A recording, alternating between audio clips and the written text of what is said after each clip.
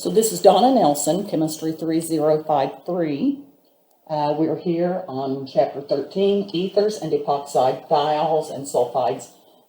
It's very appropriate to cover the sulfides along with ethers because they're going to be analogous, and sulfur is just below oxygen in the periodic table. And so they're going to have some of the same characteristics. So let's get started on this. You can see that we're going to cover the introduction to ethers, the nomenclature, structure, and properties of ethers. And then we're going to cover an interesting, very synthetically useful type of ether, a crown ether, and then we'll look at the preparation of ethers. Then we'll go on with the reactions of ethers, and we'll look at epoxides, and then in the final video, we'll look at thiols and sulfides and some synthesis strategies. So the introduction here, this is an ether group. It includes an oxygen that is bonded to two alkyl groups. So the alkyl groups can be alkyl or aryl or vinyl. This is an alkyl group, but it cannot be an acyl group. Here is an acyl group, and the reason it can't be an acyl group is because if it's an acyl group, then the compound is an ester and not an ether. So this compound is an ester. You will cover esters in Org 2. So ethers are very common in nature. Here you see the ether functionality in this synthesized drug Prozac. You can see the ether functionality in vitamin E, and you can see the ether functionality in morphine. Common names are often used for ethers. So the way that you assemble a common name is you name each alkyl group separately. So you can see this is a 2-carbon chain, so this is ethyl, this is a 1-carbon chain, this is methyl. Here, once again, this is methyl, and this is a T-butyl group.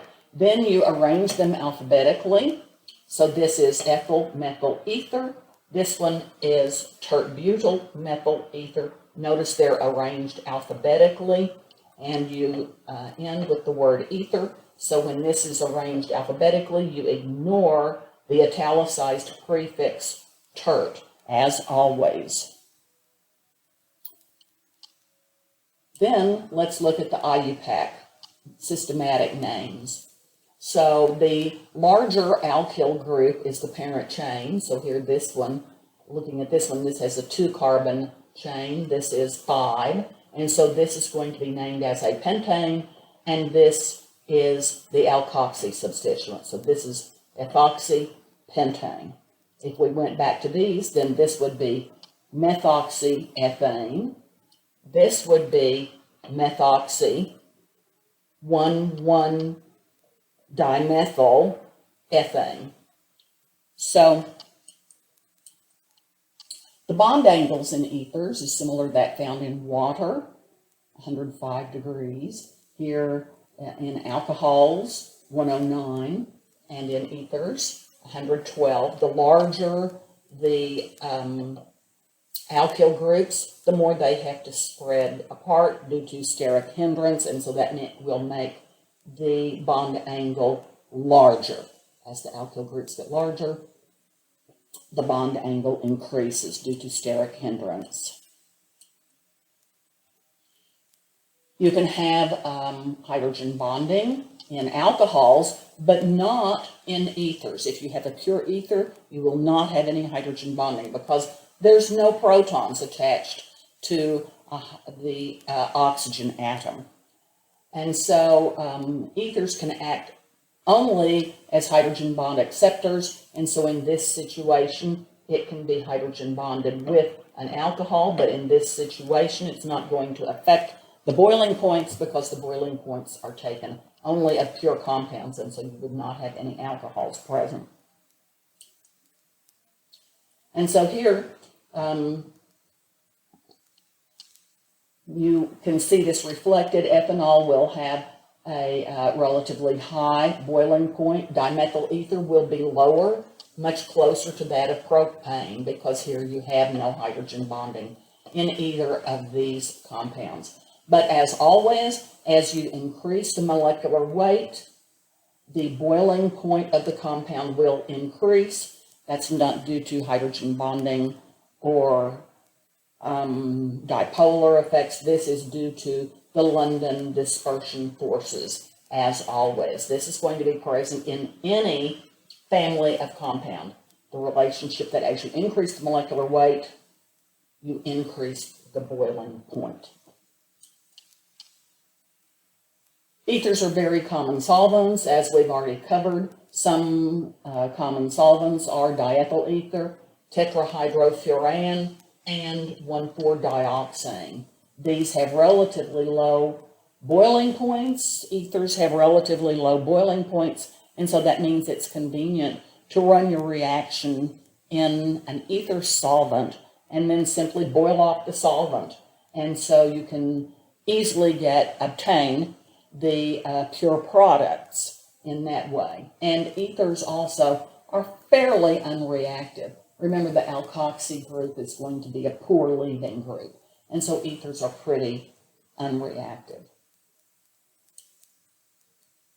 Metal atoms with a full or partial positive charge are stabilized by ether solvents because the oxygen is rich in electron density, and so the oxygen can be donated to the cation.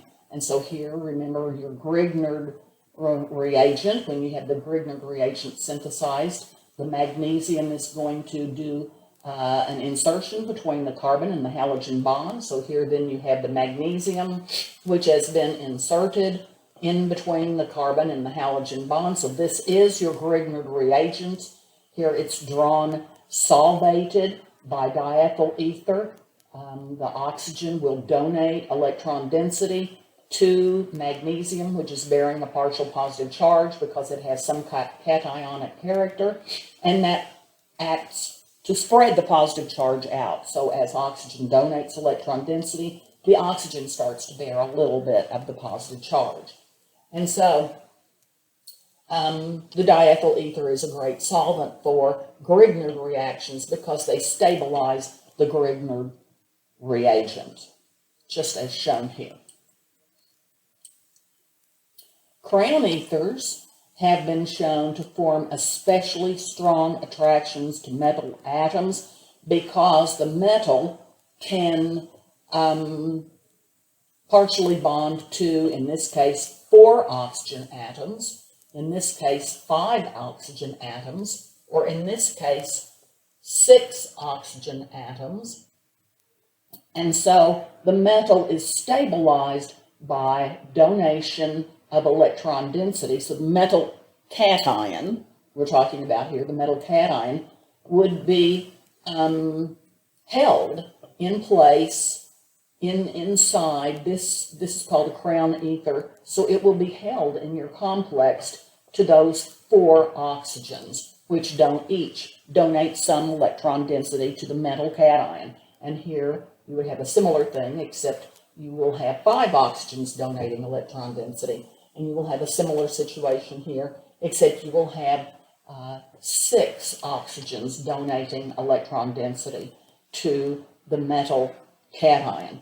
And notice this is a smaller space than you have here, and that one is smaller than here. As you increase the size of the crown ether, you would increase the size of the metal cation that is held inside each one. So these are sort of specific to different metal cations. And so notice this is called 12 crown 4. So the 12 tells you how many atoms are in the ring. The 4 tells you how many oxygens are in the ring. And so this is 15 crown 5. You can see that there are 1, 2, 3 atoms to each one of these units, and you have 5 units, so there's 15 atoms and 5 oxygens. And here you have 18 atoms and 6 oxygens. And so that's the way these are named. And you can see that there's a gap in here with each of the oxygens pointing in. Okay, and so this is a great space. This is 1, 2, 3, 4, 5, 6.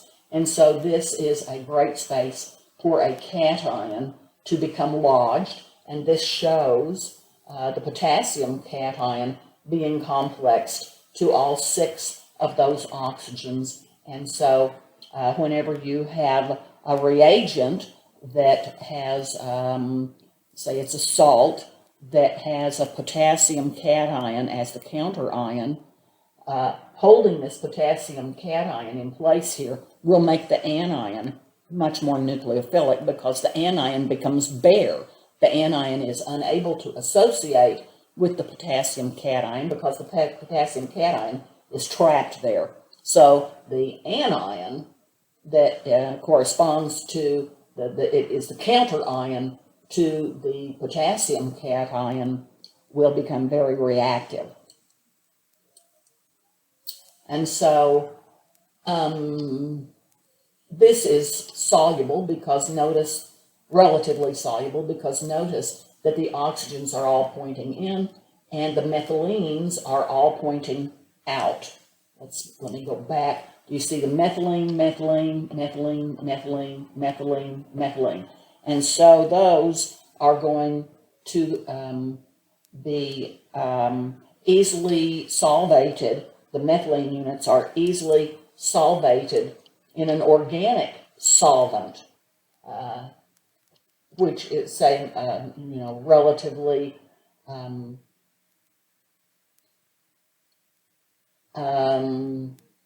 low with a low dielectric constant. And so here you have the metal ion complex, and then you have the exterior, which is going to become solvated in an organic solvent. And so this crown ether will greatly facilitate a reaction, as you can see here. So in benzene, which you know is nonpolar, if you can actually dissolve potassium fluoride with this 18 crown 6 crown ether, and the 18 crown 6 picks up the potassium cation, and the fluoride is left bare and therefore very reactive. And in benzene, this, since it has methylenes all the way around on its exterior, it will be solvated in benzene. It will be soluble in benzene. And so when this 18 crown 6 crown ether with potassium complexed inside it, when it goes into benzene, it will drag along the counter ion. And so you actually will wind up having F minus in the benzene, and the F minus will be very, very reactive because it will have nothing to stabilize it. And as you know, when an anion is unstable, it becomes more reactive. As the stability decreases, the reactivity increases. Choosing the crown ether depends on the metal cation that is present. So 12 crown 4 is perfect for lithium. This gap in here is the same size as lithium. The gap in 15 crown 5 is perfect for sodium, and the gap in 18 crown 6 is great for potassium cation. And so you're going to see those involved in some reactions later on. So the preparation of ethers, let's look at this. So Remember the first step, anytime you have an organic compound in the presence of an acid, the first step is protonation, and then this alcohol functionality was a poor leaving group over here. Now it has become a great leaving group because it can depart as the neutral molecule water. And so then another molecule of ethanol comes in, does a backside attack, and displaces this terrific leaving group. And when it does the backside attack, that is when the oxygen-carbon bond is formed, the second oxygen-carbon bond. And so then another molecule of ethanol comes in and plucks off that proton, or a molecule of water could pluck off that proton.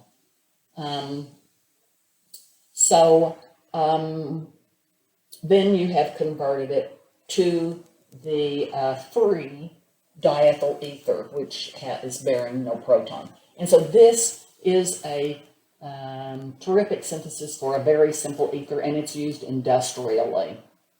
And it will be relatively inexpensive. You're just using water and some acid, which is regenerated, catalytic amount of acid. Now, you also have the Williamson ether synthesis, and that's used to create asymmetrical ethers. Notice in this synthesis, you're creating a symmetrical ether because both of the alkyl groups are the same. Now, you can here synthesize asymmetrical ethers. So you start out with an alcohol, and still the hydroxyl group is a horrible leaving group. And so this time, we're going to cleave the oxygen-hydrogen bond by using a very strong base. So hydride comes in, plucks off a proton, and you will generate the alkoxide, RO-. And then RO-, the oxygen bearing the negative charge, will attack on the backside of the alkyl halide. And so now you started out with one alkyl group, and you have added a different alkyl group on the other side of oxygen. So here it is drawn out for you. The first step is proton transfer. The hydride plucks off a proton. The pair of electrons in the oxygen-hydrogen bond move back onto oxygen. Alkoxide is created, and then O- comes in and does an SN2 reaction, backside attack, displacing X-, and now you have the synthesis with two different alkyl groups. The one thing that you must remember is it's not extremely important what this alkyl group is, but here, in order to do an SN2 reaction, you're going to require a relatively unhindered alkyl group so that O- can do a backside attack and become attached to that alkyl group. So that's the one thing that you need to remember about the Williamson ether synthesis. In other words, if this is very sterically hindered, you need to put it up here and not down here if you're alkyl. Whatever alkyl group you have, whichever one is more sterically hindered, you put it here and put the less sterically hindered one down here.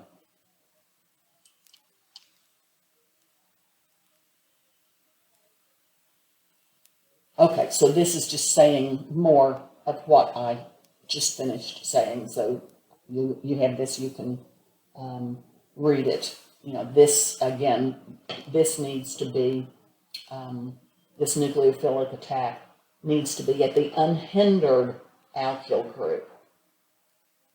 This is going to work well with primary and methyl alkyl halides. So this is comparing two possible routes of the Williamson ether synthesis. So for example, if you're wanting to create an ether where one of the alkyl groups is very sterically hindered, like this is T-butyl, the other one is not, so this is methyl. So you want to put the T-butyl group, the more sterically hindered group, on the oxygen, use the corresponding alcohol at the beginning. And so then the sodium hydride, the hydride will come in, pluck off the proton, you'll have O-, and you can easily do a backside attack on methyl iodide. On the other hand, if you start out with the less sterically hindered alkyl group, so this would be methanol, and you try to put the more sterically hindered alkyl group in the alkyl halide, that will fail because you would pluck off the proton, you'll have the alkoxide, it'll come in, you need to do a backside attack, and you can't because this is too sterically hindered. So you won't be able to do an SN2 reaction on the T-butyl group. Another preparation of ethers, think back on oxymercuration of alkenes. It's a great way, using mercuric acetate, it's a great way to synthesize alcohols. Here, what you've got is you've got water. The hydrogen of the alcohol, the OH group, comes from the water. So if you put an R in here instead, you'll get an ether. So that is shown on the next slide. So starting with the alkene, you have the oxymercuration, except instead of water, you have ROH. Then you will have RO. This is another ether synthesis, therefore. If you will think back on the oxymercuration reaction, you will be able to remember this. It won't be that difficult to just learn this one. It will be fairly easy. And notice you still have Markovnikov regioselectivity, just like you did with the oxymercuration, and you will have no rearrangement possible, just like with the oxymercuration of alkenes. So let's pause now, and in the next video, we will start looking at reactions of ethers.